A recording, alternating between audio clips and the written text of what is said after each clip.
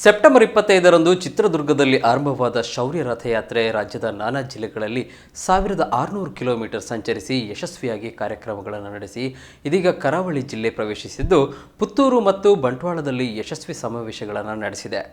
ಇಂದು ಸಂಜೆ ಮಂಗಳೂರು ನಗರ ಪ್ರವೇಶಿಸಲಿದ್ದು ರಥದ ಸ್ವಾಗತಕ್ಕೆ ಭರ್ಜರಿ ತಯಾರಿ ನಡೆಸಲಾಗಿದ್ದು ನಗರ ಸಂಪೂರ್ಣ ಕೇಸರಿಮಯವಾಗಿದೆ. ಅಲ್ಲಲ್ಲಿ ಬ್ಯಾನರ್ ಬಂಟಿಂಗ್ಸ್ ರಾರಾಜಿಸುತ್ತಿದೆ. ಸಂಜೆ 4:30ಕ್ಕೆ ಕದ್ರಿ ಮೈದಾನದಲ್ಲಿ ಬೃಹತ್ ಸಾರ್ವಜನಿಕ ಸಭೆ ನಡೆಯಲಿದೆ.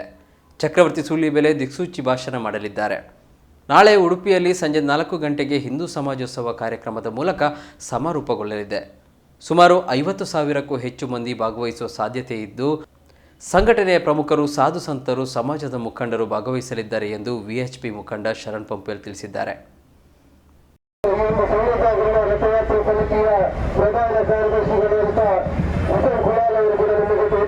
ಹಾಗೂ ನಮ್ಮ ಜೊತೆ ಇರತಕ್ಕಂಥ ವಿಶ್ವ ಹಿಂದೂ ಪರಿಷತ್ ಬಜರಂಗದಳ ಮಾತೃಶಕ್ತಿ ದುರ್ಗಾವಾಹಿನಿಯ ಎಲ್ಲ ಕಾರ್ಯಕರ್ತ ಬಂಧುಗಳನ್ನು ಹಾಗೂ ಸಂಘದ सब जग जान युग सहस्र योजन पर भानु नीलो साई मधुर फल जान प्रभु मौद्रिक मेरे मुखमाई जल दिलांग गए अचर जनाई दुर्गम काज